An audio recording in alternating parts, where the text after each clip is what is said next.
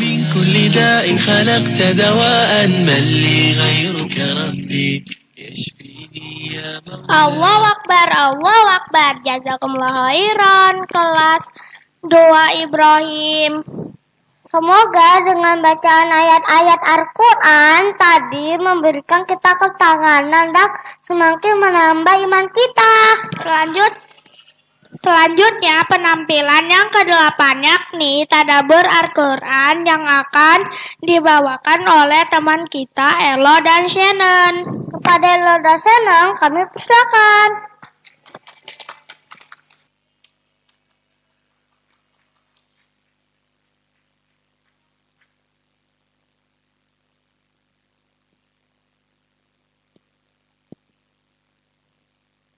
Salam. Assalamualaikum warahmatullahi wabarakatuh. Perkenalkan, nama saya Milanelo Muhammad Al-Fatih dari kelas 1 Musa. Perkenalkan, nama saya Senon Akira Pratama dari kelas 1 Musa. Kami akan mempresentasikan tadabbur Quran Surat An-Naba dari ayat 1 sampai 16. Shannon, kamu tahu tidak surat An-Naba surat keberapa? Aku tahu, Elo. Surat An-Naba adalah surat ke-78. Masya Allah, betul, Shannon. Sekarang gantian aku ya yang tanya, Elo. Surat An-Naba diturunkan di kota mana, hayo? Surat An-Naba diturunkan di kota Mekah. Betul, barakallahu fiik, Elo. Sekarang kamu tahu tidak jumlah ayat Surat An-Naba berjumlah 40 ayat. Shannon, kamu tahu tidak apa arti surat An-Naba? Artinya adalah berita besar.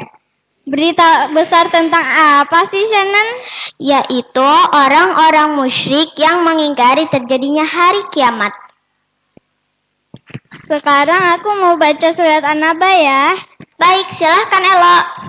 A'udzu billahi minasyaitonir rajim. Bismillahirrahmanirrahim. Amma yatasaalun anin naba'il azim. Tentang apakah mereka saling bertanya? Tentang berita yang besar. Menurut ulama Qatadah dan Ibnu Zaid, mereka mengatakan berita besar tentang kebangkitan sesudah meninggal atau mati. Seperti apakah terjadinya hari kiamat, Elo? Kamu mau lihat gambaran hari kiamat? Yuk kita nonton video ini. Ayo.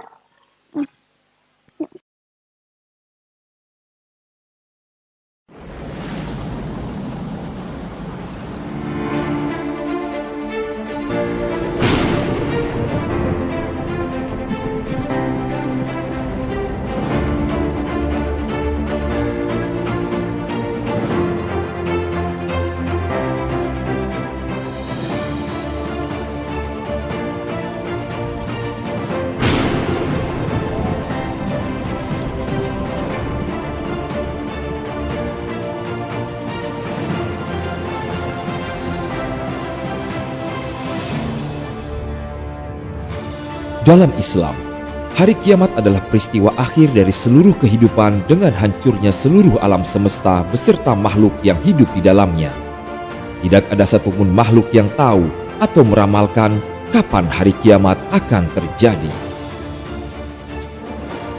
Hal ini sebagaimana telah tercantum dalam surah Al-A'raf ayat 187 yang artinya, mereka menanyakan kepadamu Muhammad tentang kiamat, kapan terjadi? Katakanlah, sesungguhnya pengetahuan tentang kiamat itu ada pada Tuhanku. Tidak ada seorang pun yang dapat menjelaskan waktu terjadinya selain Dia. Kiamat itu sangat berat, huru-haranya bagi makhluk yang di langit dan di bumi. Tidak akan datang kepadamu kecuali secara tiba-tiba.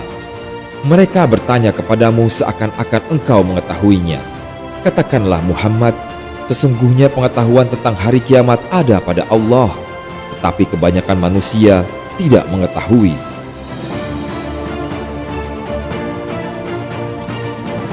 Di dalam surah yang lain, Allah Subhanahu wa taala juga berfirman mengenai datangnya hari kiamat. Di antaranya, surah Al-Muzammil ayat 18, langit-langit terbelah pada hari itu, janji Allah pasti terlaksana. Dalam surah Al-Zalzalah ayat 1-2, apabila bumi digoncangkan dengan goncangan yang dahsyat, dan bumi telah mengeluarkan beban-beban berat yang dikandungnya. Dalam surah Az-Zumar ayat 68, dan sangkakala pun ditiup, maka matilah semua makhluk yang di langit dan di bumi, kecuali mereka yang dikehendaki Allah. Kemudian ditiup sekali lagi sangkakala itu, maka seketika itu mereka bangun dari kuburnya menunggu keputusan Allah. Dalam surah Al-Qari'ah ayat 4-5, pada hari itu manusia seperti laron yang berterbangan, dan gunung-gunung seperti bulu yang dihambur-hamburkan. Dan dalam surah Al-Hajj ayat 7, dan sungguh hari kiamat itu pasti akan datang, tidak ada keraguan padanya, dan sungguh Allah akan membangkitkan siapapun yang di dalam kubur.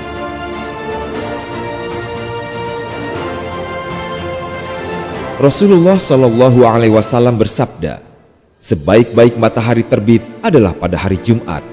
Pada hari Jumat, Adam diciptakan. Pada hari itu, ia dimasukkan ke dalam surga, dan pada hari Jumat itu juga dia dikeluarkan dari surga. Hari kiamat tidaklah terjadi kecuali pada hari Jumat. Hadis riwayat Muslim.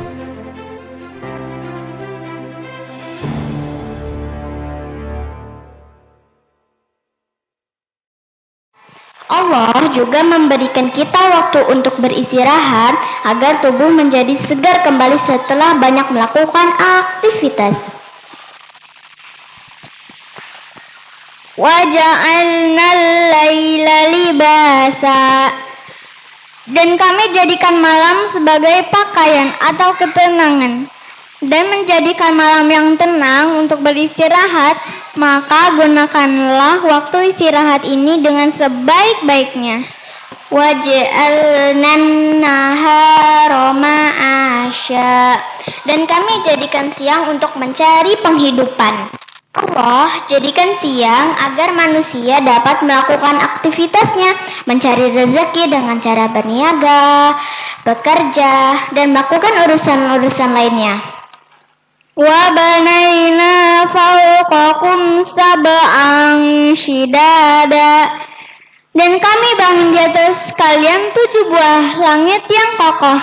Allah juga menggambarkan kebesarannya dengan menciptakan 7 lapis langit dengan segala keluasannya, ketinggiannya, kekokohannya, dan kerapiannya, serta hiasan yang dipenuhi dengan bintang-bintang. Waja'alna sirajan wahaja. Dan kami jadikan pelita yang amat terang. Allah juga menjadikan matahari yang menerangi semesta alam, yang cahayanya menerangi seluruh penduduk bumi. Bayangkan ayah bunda, bagaimana ya jika matahari ini tidak ada? Pasti gelap. Wa anzalna minal mu'sirati ma'an sajjaja. Dan kami turunkan dari awan air yang banyak tercurah. Allah menjelaskan kebesarannya lagi, yaitu bagaimana prosesnya terjadinya hujan. Shannon, kamu tahu tidak proses terjadinya hujan? Aku tidak tahu, Elok. Memang bagaimana ya? Hujan terjadi karena adanya proses evaporasi atau penguapan air laut. Kemudian terbentuk awan oleh uap air, dan awan terbawa angin dan menjadi lebih besar. Kemudian turunlah hujan. Kemudian air hujan kembali ke lautan. Dan begitu seterusnya.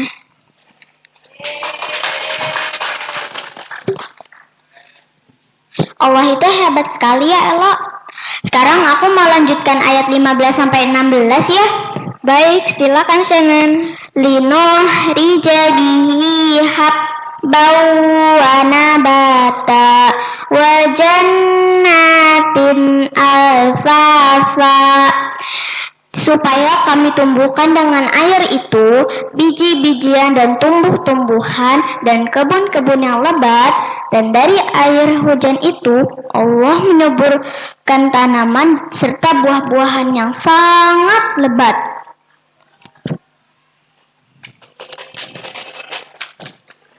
Masya Allah, Shannon. Allah itu hebat sekali ya.